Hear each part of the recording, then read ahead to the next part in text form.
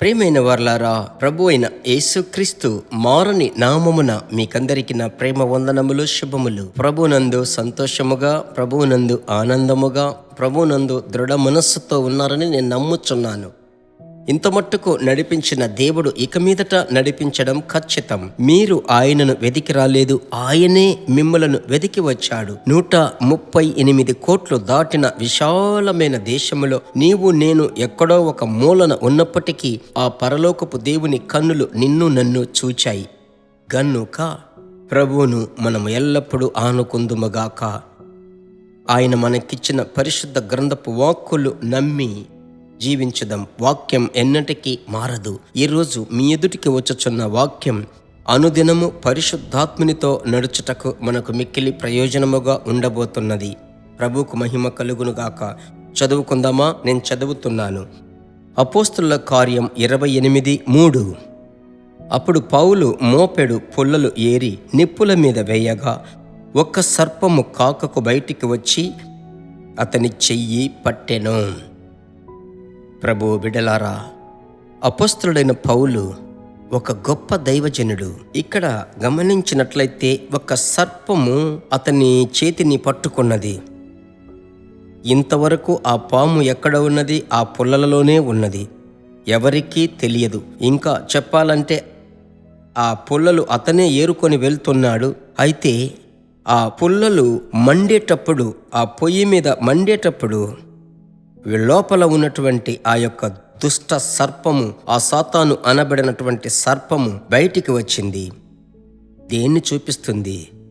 ఆ మోపెడు పుల్లలు అనేది విశ్వాసులకు సాదృశ్యం. ఆ యొక్క కర్రలు అంటే నీవు నేనే విశ్వాసాలు. ఇర్మియా గ్రంథములో ప్రభువు చెప్పాడు. ఆ ఇర్మియా గ్రంథములో ఆ పుల్లలు దేవుని బిడలకు సాదృశ్యం. ఆ కర్ర ఒంటరిగా కాలితే పని చెయ్యదు. 4 కర్రలు కలిస్తేనే ఆ మంట మలమల అంటుంది. అది ఒక ఐక్యత, అది ఒక సహవాసం. ఐక్యత కలిగి ఉన్న చోట్ల సాతానుకు చోటు లేదు, తెలుసా? అలాగైతే మీరు కుటుంబముగా కలుసుకొని ప్రభువును ప్రేమించండి. సరేనా? బ్రదర్స్ అండ్ సిస్టర్స్, ఐక్యపడండి. మన ఐక్యతను సాతాను పాడు చేయుటకు ఏదో ఒక రీతిగా ప్రయత్నిస్తాడు. విశ్వాసులు ఐక్యపడడం దేవుడు కృప చూపుతాడు. సాతానుడు వేరు చేయడానికి ప్రయత్నిస్తాడు. ఈ సహవాసమును మాత్రం పాడు చేసుకోవద్దు. ఆ సహవాసమే ఆ పుల్లతో పుల్ల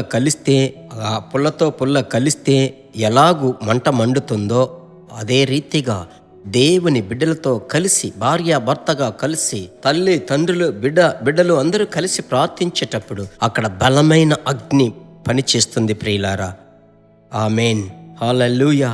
కుటుంబముగా కూడి ప్రార్థించి బాగా అన్య భాషలో మాట్లాడి ప్రభువును స్తుతించండి, బాగా ప్రభువును ఆరాధించండి. అప్పుడు మీ చుట్టూ ఒక బలమైన అభిషేకం దిగి వస్తుంది.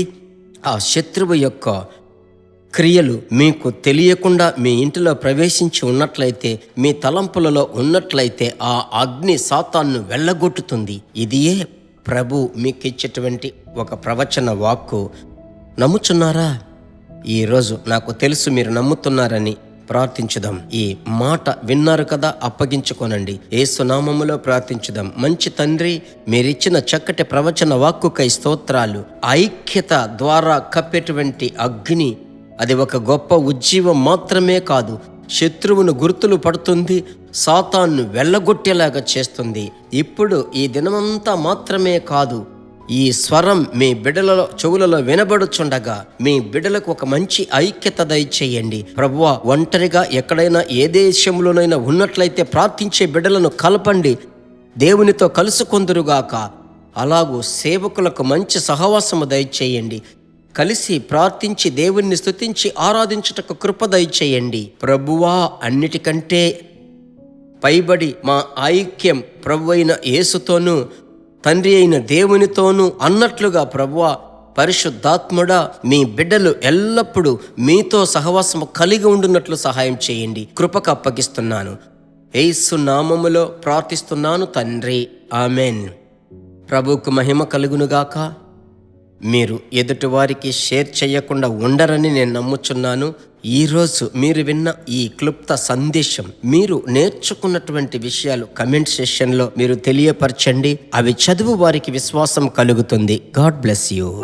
దేవుని బిడ్డలారా, ఈ వర్తమానము మీకు మిక్కిలి ఆశీర్వాదకరముగా ఉందని మేము నమ్ముచున్నాము. ఇంకనూ మా వర్తమానములను విని ప్రభువులు ఆశీర్వదింపబడుటకు జీసస్ మీట్స్ మినిస్ట్రీస్ అను మా యూట్యూబ్ ఛానల్ ను సబ్స్క్రైబ్ చేయండి. మరియు మా ప్రార్థన సహాయముకై మీరు సంప్రదించవలసిన మా ఫోన్ నెంబర్ 9842528236 మరియు 7299546363. Email gpsrobinson@hotmail.com. ప్రభు మిమ్మును ఆశీర్వదించునుగాక.